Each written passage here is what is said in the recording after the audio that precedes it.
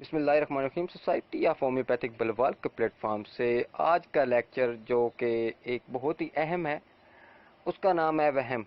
وہم ہر 10 میں سے 9 انسانوں کو لازمی ہوتا ہے۔ اس پر مزید روشنی ڈالنے کے لیے آج ہمارے ساتھ ہیں سائیکاٹرسٹ ڈاکٹر کرن۔ آئیے آج انہی کی زبانیں جانتے ہیں کہ اس کی حقیقت کیا ہے اور کیا کچھ ہے اس میں۔ جی تو ڈاکٹر صاحبہ، ہمیں آپ مہربانی فرمائیے، وہم کے بارے میں بتائیے کہ اس کی حقیقت کیا ہے۔ وہم کیا ہے؟ وہم جو ہے انسانی ذہن میں بہت سے اندیشے پیدا کرتا ہے۔ اب یہ آتا کہاں سے ہے؟ اس کا وجود بھی اندیشوں کے پیش نظر ہی ہوتا ہے، اور یہ مزید اندیشے جو ہے وہ کرتا رہتا ہے۔ دراصل جو ہے وہم میں غیر حقیقی واقعات کو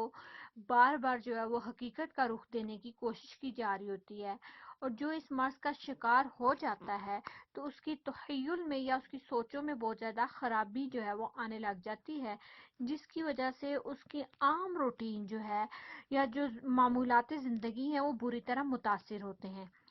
وہم کو مختلف حصوں میں تقسیم کیا گیا، یعنی وہم کی مختلف قسمیں ہو سکتی ہیں۔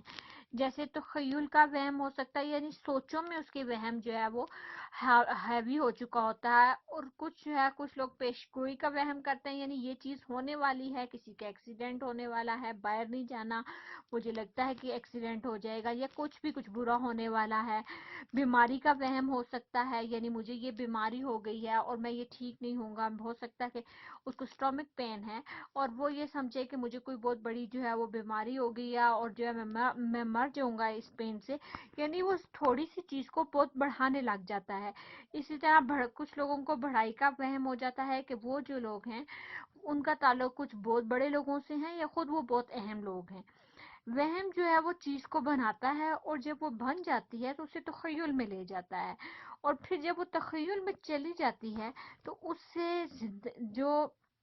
بہت سے جو ہے وہ اندیشے پیدا ہونے لگ جاتے ہیں، اور پھر وہ حقیقت سے بہت دور ہونا شروع ہو جاتا ہے، اور اس کی زندگی وہ خود تو یہ سمجھتا ہے کہ وہ حقیقت پسند ہے، لیکن حالانکہ وہ غیر حقیقی زندگی گزارنا شروع ہو جاتا ہے۔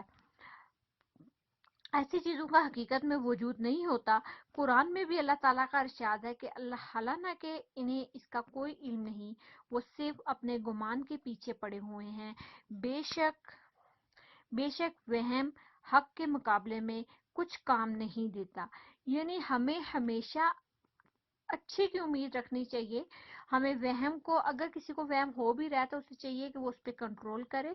کیونکہ اگر ہم کنٹرول نہیں کریں گے اور برا گمان کریں گے تو اس برے گمان کی سوچ میں اور اندیشوں کے خوف میں ہی ہمارے ساتھ کچھ برا ہو جائے گا، کیونکہ ہم سوچ جو ہے یا جو ہماری فکر ہے یا ہماری جو خیالات ہیں وہ حال میں یا موجودہ حالات میں مطابقت نہیں رکھ پا رہے ہوں گے، ہم جو ہے اس وقت حاضر ہی نہیں ہوں گے، ہم صرف جو ہے ان وہم جو ہے جو ہمیں اندیشے ہیں یا ہمیں بیماری کا خوف ہو گیا یا پھر ہمیں پیش گوئی کا وہم ہے، جیسے ان چیزوں کے بارے میں سوچتے رہیں گے تو یقیناً کچھ برا ہوگا۔ جیسے کچھ لوگوں کا یہ ماننا ہوتا ہے کہ اگر کالی بلی راستہ کاٹ دیتی ہے تو یقیناً کچھ برا ہوگا، اب وہ اس کے بارے میں سارا ٹائم سوچتے رہتے ہیں، اور اس سوچ کے پیش نظر کیونکہ وہ اپنی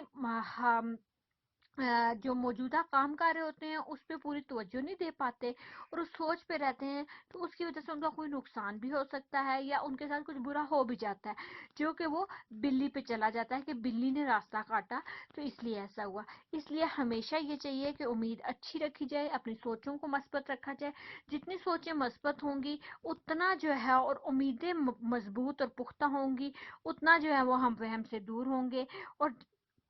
کیونکہ اگر آپ برا گمان کرتے ہیں اور وہ اصل میں ویسی چیز نہیں ہوتی تو یقیناً آپ گناہگار بھی ہوں گے، اور اس کے علاوہ آپ کی زندگی بھی بری طرح متاثر ہوگی۔